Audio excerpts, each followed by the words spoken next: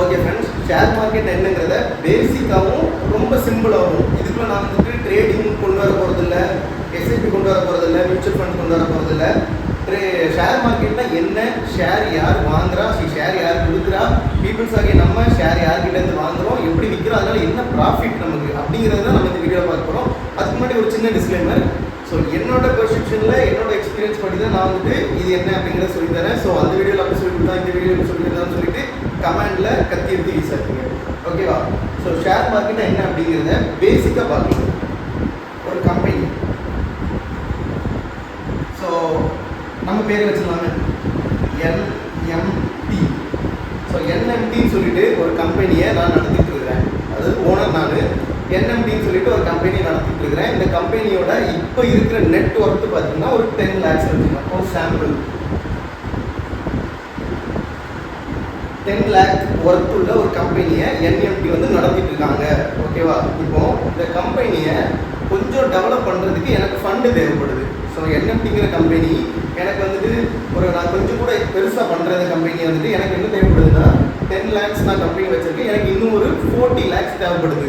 50 lakh ஒர்த்தாட்டு நான் என்எம்டி கம்பெனியை மாற்றணும் அப்படின்னா என்கிட்ட ஃபண்டிங் இல்லை, என்கிட்ட 40 lakhs இல்லை.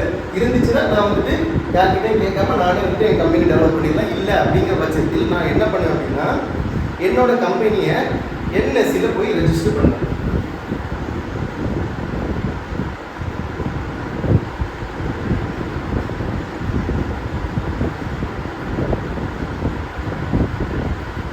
என்எஸ்சி ஆர் பிஎஸ்சி அப்படிங்கிறத, அதாவது national stock exchange, Bombay stock எக்ஸ்சேஞ்சுங்கிற இடத்துல என்னோட கம்பெனியை போயிட்டு நான் ரெஜிஸ்டர் பண்ணிவிட்டு அதுக்கு நிறைய ப்ராசஸ் இருக்கும், முடிச்சு நான் சொல்லிட்டு வரேன் இந்த மாதிரி எனக்கு அமௌண்ட் தேவைப்படுது கம்பெனி டெவலப் பண்ணுறதுன்னு சொல்லி இவங்ககிட்ட சொல்கிறேன். ஸோ இப்போ இவங்ககிட்ட நான் சொல்கிறேன் எனக்கு வந்துட்டு ஷேர் வாங்கி பீப்புள்ஸ் கிட்ட இருந்துட்டு ஷேர் வாங்கி எனக்கு அந்த வேல்யூ கொடுங்கன்னு சொல்லி நான் இங்கே ரெஜிஸ்டர் பண்ணிடுறேன்.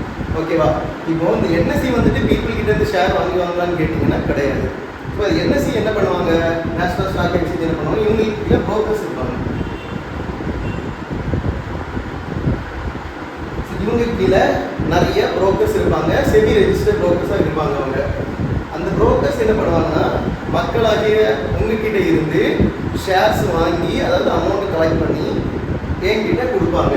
ஸோ ஷேர் எப்படி வாங்குவாங்க அப்படின்னு கேட்டிங்கன்னா, இப்போ எனக்கு 40 லட்ச ரூபா தேவைப்படுது, 40 lakhs எனக்கு தேவைப்படுதுன்னா நான் 40 lakhs ஷேர் சொல்ல மாட்டேன். ஸோ ஒரு ஆளுக்கு ₹1 வச்சு 40 lakh ஷேர் கொடுப்பேன். ஸோ 1 ஷேரோட வேல்யூ ₹1.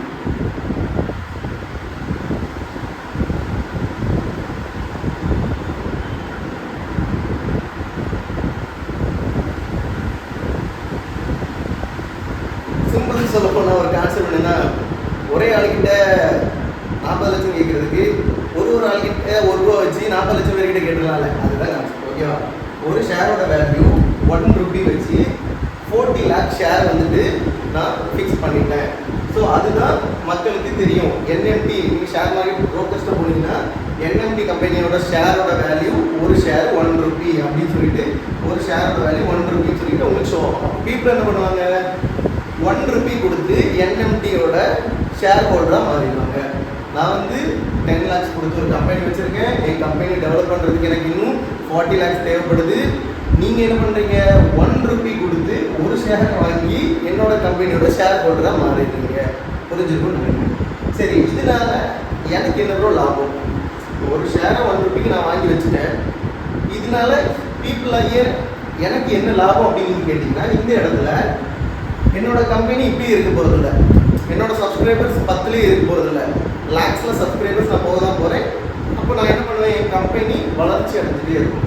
ஸோ என் கம்பெனி கிராஜுவலாக க்ரோத் ஆகிக்கிட்டே தான் இருக்கும். க்ரோத் ஆகிட்டு இருக்கப்போ என்ன பண்ணுவேன்னா, ஸோ ஓகே ஃப்ரெண்ட்ஸ், இடையூறுக்கு மன்னிக்கவும், கரண்ட்டு கட் ஆகிடுச்சு. ஸோ எலக்ட்ரிசிட்டி ப்ராப்ளம், அதனால வீடியோ வந்துட்டு ஸ்டாப் ஆகிடுச்சு. ஸோ நம்ம என்ன பார்த்துட்டு இருந்தோம், என்னோட கம்பெனி இப்படியே இருக்க போகிறதில்ல, வளர்ச்சி அடைய போகுது. கிராஜுவலாக என்னோட கம்பெனி க்ரோத் ஆகிட்டே தான் இருக்குமே தவிர கீழே போக போகிறதில்ல. ஸோ ஓகேவா?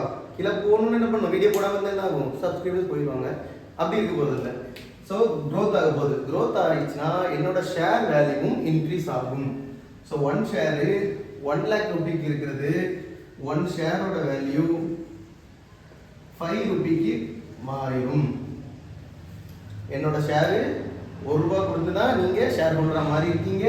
ஒரு ஷேருக்கு ₹1 கொடுத்து வாங்கியிருக்கீங்க. இப்போ என்னோட ஷேரு, அதாவது 10 lakhs இருக்கிற என்னோட கம்பெனியோட நெட்ஒர்க்கு 50 lakhs மாறிடுச்சு. என்னோட ஷேர் வேல்யூவும் ஏறிடுச்சு. என்னோட ஷேர் வேல்யூ எவ்வளோ ஏறிடுச்சு? ₹5 போயிடுச்சு. இப்போ நீங்கள் என்ன பண்ணுறீங்க? ஒரு ஷேரை ₹1 வாங்கியிருக்கீங்க. அப்போ ₹5 ஏறிச்சுன்னா நீங்கள் ஷேரை செல் பண்ணிடுவீங்க. புரிஞ்சுச்சா? ஷேரை செல் பண்ணிடுவீங்க, ஷேரை வித்துருவீங்க. என்எம்டி கம்பெனியோட ஷேரை வித்துட்டு அந்த காசை நீங்கள் எடுப்பீங்க. ஓகேவா? இப்போ நீங்கள் விற்கிறப்ப உங்களுக்கு எவ்வளோ லாபம்? ஸோ 1 ஷேரு ₹1 வாங்குவீங்க, 1 ஷேரை ₹5 விற்கிறப்ப உங்களுக்கு ₹4 ப்ராஃபிட் கிடைக்கும். இப்போ இந்த ₹4 அப்படி நான் பாக்கெட்டில் தூக்கி போட்டு கொண்டு போயிட முடியுமான்னு கேட்டீங்கன்னா கிடையாது. இதுக்கு இடையில ஒருத்தர் இருக்காரு, புரோக்கரு, அவருக்கு நம்ம கமிஷன் கொடுக்கணுமா இல்லையா? ஸோ புரோக்கரோட கமிஷன் போக பேலன்ஸ் இருக்கிற அமௌண்ட்டு நம்ம பாக்கெட்டில் வச்சு எடுத்துகிட்டு போயிடலாம். புரிஞ்சிருக்கும்னு நினைக்கிறேன் ஷேர் மார்க்கெட்னா என்ன அப்படின்னு சொல்லிட்டு. என்எம்டி கம்பெனி என்எஸ்சியில் போய் ரெஜிஸ்டர் பண்ணுது, ஒரு புரோக்கர் இருக்காரு, ஷேரை விற்கிறாரு, ஷேர் வாங்குகிறோம், ஷேரை மறுபடியும் விற்கிறோம். ₹1 வாங்குகிறோம், ₹5 ஏறினா விற்கிறோம். இப்போ இந்த ₹1 ₹5 மாறதுக்கு எவ்வளோ டைம் ஆச்சு அப்படிங்கிறது நம்மளோட அனலைசிஸில் தான் இருக்குது. ஓகேவா?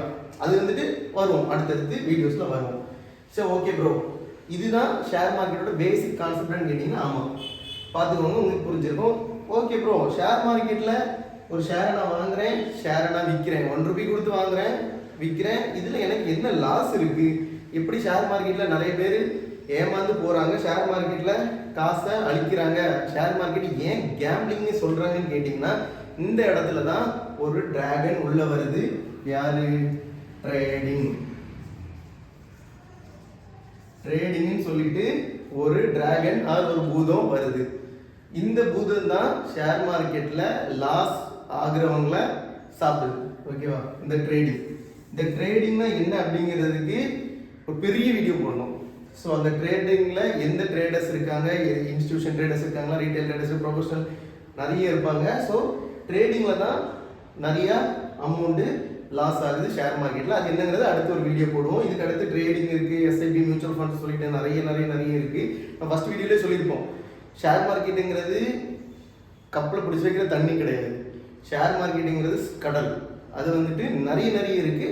போ கற்றுக்கணும், ஒரே ஐடியா கற்றுக்க வேணாம், போ கற்றுக்கிட்டே போவோம். ஓகேவா? இப்போதைக்கு ஷேர் மார்க்கெட்னா என்ன அப்படிங்கிறத சிம்பிளாக உங்களுக்கு நான் சொல்லி கொடுத்துட்டேன். கண்டிப்பாக இது புரிஞ்சிருக்கும்னு நினைக்கிறேன். இது தாண்டி இன்னும் டீப்பாக எனக்கு சொல்லித்தரணும் அப்படின்னு கேட்டிங்கன்னா கூட சொல்லித்தரேன், நான் ரெடி. ஸோ காசு கொடுத்து யார்கிட்டே ஏமாந்து போகாதீங்க, பி ப்ராக்டிக்கலாக இருங்க. 1 lakh கொடுத்து 3 lakhs சம்பாதிச்சு தரேன், 10 lakhs சம்பாதிச்சு தரேன்னு யாராவது சொன்னான்னா தயவுசெய்து அவனை என்ன பண்ணணும்னு எனக்கு சொல்ல தெரியல. யாராவது உங்ககிட்ட வந்துட்டு ஒரு 1 lakh கொடு, நான் வந்துட்டு உனக்கு ட்ரேடிங்கில் போட்டு, அதாவது ஷேர் மார்க்கெட்டில் போட்டு உனக்கு 3 lakhs ரிட்டர்ன் பண்ணுறேன்னு சொன்னான்னா சிம்பிளாக நீங்கள் அவங்ககிட்ட ஒரு வார்த்தை மட்டும் கேளுங்க.